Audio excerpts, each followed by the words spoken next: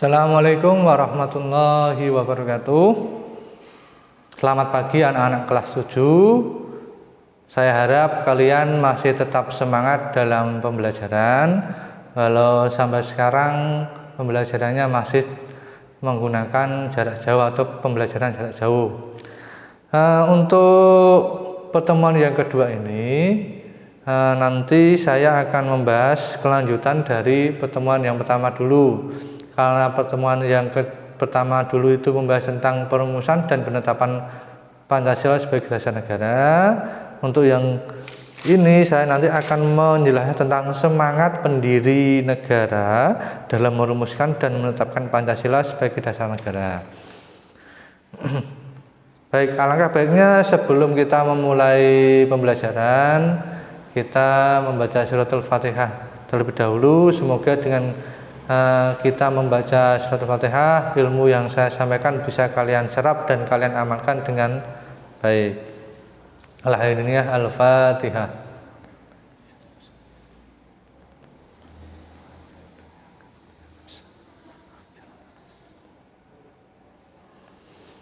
Baik, saya akan mengulas tentang pembelajaran yang pertemuan pertama. Untuk perumusan Pancasila kemarin itu kan dirumuskan oleh sidang BPUPKI, itu 2 kali sidang. Yang sidang pertama pada tanggal 29 Mei sampai tanggal 1 Juni 1945. Sidang yang pertama ini itu membahas tentang dasar negara Indonesia yang nanti akan dipakai itu apa. Dan pada saat sidang yang pertama ini itu ada 3 tokoh yang mengemukakan tentang dasar yang bisa dipakai dalam negara Indonesia. Kemudian antara sidang pertama dan yang sidang kedua itu ada sidang yang dipakai atau pada tanggal 22 Juni 1945 itu dipakai oleh panitia 9 dan ketuanya adalah Insinyur Soekarno. Itu juga membahas atau mematangkan dari sidang yang pertama dulu itu kan membahas tentang dasar negara. Ada 3 tokoh yang mengungkapkan tentang dasar negara yang bisa dipakai, kemudian dimatangkan atau diolah lagi oleh panitia 9 yang diketuai oleh Insinyur Soekarno menjadi 5 asas atau tujuan Indonesia Merdeka, atau disebut dengan Piagam Jakarta atau dalam bahasa Inggris Jakarta Charter. Yang isinya yang pertama, ketuhanan dengan kewajiban menjalankan syariat Islam bagi pemeluk-pemeluknya. Yang kedua, kemanusiaan yang adil dan beradab. Yang ketiga, persatuan Indonesia. Yang keempat, kerakyatan yang dipimpin oleh hikmah dalam permusyawaratan perwakilan. Dan yang kelima, keadilan sosial bagi seluruh rakyat Indonesia. Ini adalah 5 asas yang disepakati atau yang dinamakan dengan Piagam Charter. Piagam Charter atau Jakarta Charter itu menyepakati 5 asas atau tujuan negara Indonesia Merdeka. Itu tadi 5 itu. Akan tetapi yang poin pertama tentang ketuhanan dengan kewajiban menjalankan syariat Islam bagi pemeluk-pemeluknya, karena pendiri atau para pejuang Indonesia dulu itu bukan hanya orang Islam, makanya untuk yang sila pertama itu ada yang keberatan tentang ketuhanan dengan kewajiban menjalankan syariat Islam bagi pemeluk-pemeluknya. Itu yang menjadi keberatan dari orang-orang yang non-Islam. Makanya pada saat itu diubah yang sila pertama yang awalnya berbunyi ketuhanan dengan kewajiban menjalankan syariat Islam bagi pemeluk-pemeluknya diganti menjadi ketuhanan yang Maha Esa. Itu yang sampai sekarang tidak diubah kembali. Kemudian masa sidang BPUPKI yang kedua itu antara tanggal 10 sampai 16 Juli. Ini membahas tentang undang-undang atau perancangan undang-undang dasar. Kemudian tentang penetapan Pancasila sebagai dasar negara itu ketika BPUPKI pada tanggal 7 Agustus 1945 dibubarkan oleh Jepang, tetapi sebagai gantinya didirikan atau dibuatkan lagi yang namanya PPKI, Panitia Persiapan Kemerdekaan Indonesia, yang diketuai oleh Insinyur Soekarno, wakilnya adalah Dr. Andes Muhammad Hatta. Nah, PPKI di sini itu juga tugasnya atau sidangnya menghasilkan menetapkan Undang-Undang Negara Republik Indonesia tahun 1945, memilih presiden dan wakil presiden. Presidennya adalah Insinyur Soekarno dan wakilnya adalah Muhammad Hatta. Kemudian yang ketiga, membentuk sebuah komite nasional ya untuk membantu presiden. Nah, sekarang menginjak materi yang selanjutnya, yaitu tentang semangat pendiri negara dalam merumuskan dan menetapkan Pancasila sebagai dasar negara. Semangat para pendiri bangsa di sini bukan arti dia hanya semangat ingin melawan penjajah, tetapi semangat kebangsaan yang bersifat nasionalisme dan patriotisme. Kalau nasionalisme itu berarti dia memiliki semangat atau kesetiaan yang sangat tinggi terhadap negara Indonesia. Itu tentang nasionalisme. Kalau patriotisme berarti seorang yang mencintai tanah air. Jadi seorang yang patriot dan nasionalisme itu tidak bisa dipisahkan. Jadi kalau seorangnya itu nasionalisme, ya secara otomatis dia bisa menjadi patriotisme. Karena memang dasarnya sama-sama tentang mencintai Indonesia. Mencintai Indonesia itu tentang bagaimana cara Indonesia bermasyarakat, tentang bernegara dan sebagainya. Itu benar-benar sangat mencintai Indonesia. Apalagi di Indonesia itu banyak sekali sumber alam yang sangat bagus. Itu juga salah satu yang bisa dicintai oleh negara atau warga negara Indonesia. Yang pertama tentang nilai semangat pendiri negara.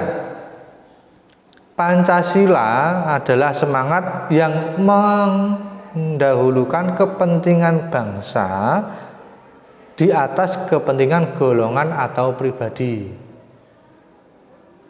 Jadi seorang yang benar-benar memahami tentang Pancasila, ada 5 sila itu, ketika toh dia bermasyarakat, dia hidup dengan orang lain, menjadi penjabat, dia bisa mengedepankan atau mendahulukan kepentingan bangsa Indonesia daripada kepentingan golongan atau kepentingan pribadi.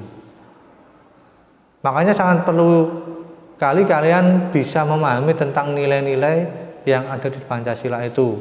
Dari 5 asas yang ada di Pancasila itu memang sangat bisa mengambil keseluruhan tentang kalian bermasyarakat, kalian hidup di Indonesia. Contoh yang pertama, sila pertama ketuhanan yang Maha Esa. Jadi kalian dalam beragama itu sangat dibebaskan untuk memilih agama, sangat dibebaskan untuk menjalankan agama kalian. Contoh agama yang paling besar di Indonesia agama Islam, kalian bebas sholat berjamaah, kalian bebas melakukan puasa dan bebas melakukan zakat. Zakat juga ada banyak sekali yang menjadi tempat untuk bisa kita menaruh zakatnya dan sebagainya itu. Jadi kemudian yang agama non-Islam, contoh Kristen juga bisa menjalankan peribadatannya atau menjalankan agama sesuai dengan yang dipercayai.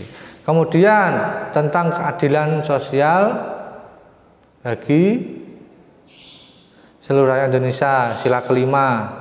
Jadi kalau keadilan sosial bagi seluruh rakyat Indonesia, kalian mempunyai sikap sosial itu yang sangat tinggi, sosial kepada masyarakat. Contoh ada masyarakat yang kurang mampu, bisa ketika kalian memiliki rezeki lebih, bisa kalian bantu. Atau ketika ada orang yang butuh pertolongan, kalian juga bisa membantu orang tersebut. Kemudian tentang ini yang paling penting tentang persatuan Indonesia. Ini adalah yang sangat penting karena Indonesia itu bisa terpecah atau terpecah belai apabila persatuan Indonesia antara warga negara Indonesia satu dan yang lain itu tidak memiliki rasa persatuan Indonesia. Jadi ketika persatuan Indonesia itu serasa hilang atau memang kurang, nanti efeknya juga akan sangat besar. Makanya kalian juga harus pahami betul tentang nilai-nilai dalam Pancasila itu. Nilai pertama, sila pertama itu bagaimana, sila kedua itu bagaimana, sila ketiga bagaimana, sampai sila kelima. Kemudian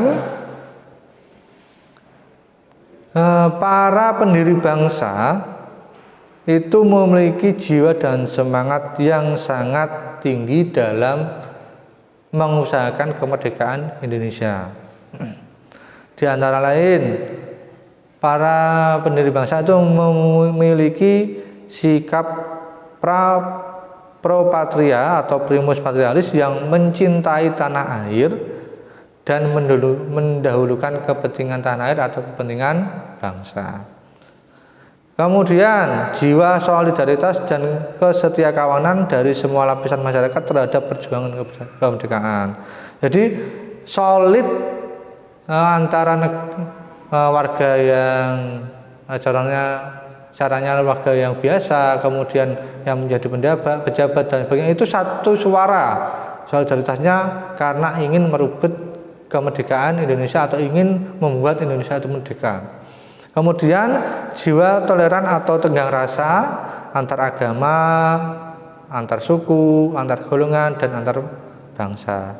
Jadi toleransi kepada antar agama, mempunyai sikap toleransi terhadap antar agama. Kemudian antar suku, karena di Indonesia itu terdiri dari pulaunya itu juga banyak, secara otomatis suku di Indonesia itu juga sangat banyak sekali. Jadi harus ada rasa toleran antara suku satu dengan suku lain. Ketika rasa toleran itu tidak ada atau menghilang, nanti pasti akan ada pertikaian antara satu suku dengan suku yang lain.